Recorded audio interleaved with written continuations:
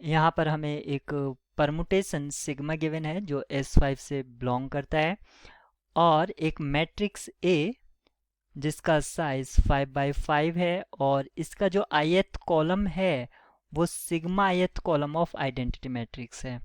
इसको अंडरस्टैंड करने में थोड़ा सा आपको प्रॉब्लम हो सकता है। सिग्मा ith की कुछ वैल्यू होगी, और जो ये वैल्यू होगी ये आइडेंटिटी मैट्रिक्स का कॉलम होगा, रेस्पेक्टिव कॉलम।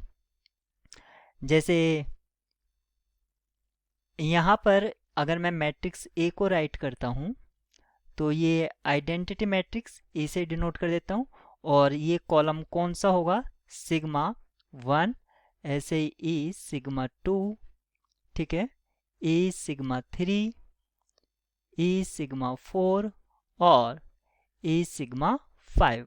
5 इसलिए लिया है 5 तक क्योंकि जो मैट्रिक्स है वो 5 ऑर्डर 5/5 का है।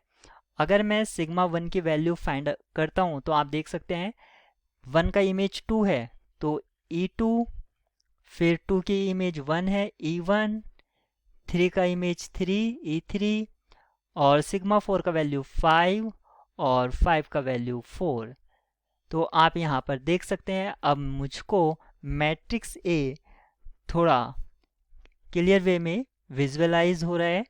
तो यहाँ पर मैं लिख सकता हूँ 0 1 0 0 4 एंट्री हो गई, एक और 0 फॉर्म करना होगा मुझे ये, फिर E1 1 0 0 0 0, E3 0 0 1 0 0, E5 0 0 0 0 1 and E4 0 0 0 1 0।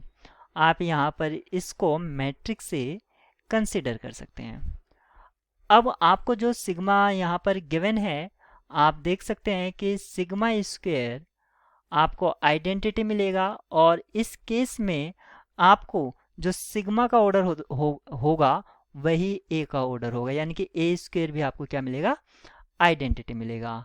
अब W जो है स्पैनिंग हो रहा है, स्पैन हो रहा है identity matrix A square and corresponding upcoming powers of A. तो आप यहाँ पर देख सकते हैं आइडेंटिटी आइडेंटिटी रहेगा, मैट्रिक्स ए खुद ए स्क्वायर आइडेंटिटी बन जाएगा, ए क्यूब फिर ए बन जाएगा। इस तरह से आप पाएंगे कि ये जो स्पैनिंग सेट है ये नथिंग एल्स, ये आइडेंटिटी ए ही है।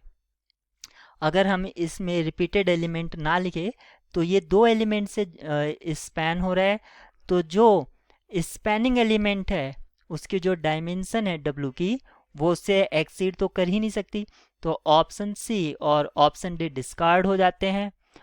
और यहाँ पर इसकी जो B की डायमेंशन ऑफ W है वो 2 हो जाएगी, क्योंकि स्पैनिंग में दो एलिमेंट हैं और ये दोनों ही डिस्टिंक्ट हैं, यानी कि लीनियरली इंडिपेंडेंट भी हो जाएंगे।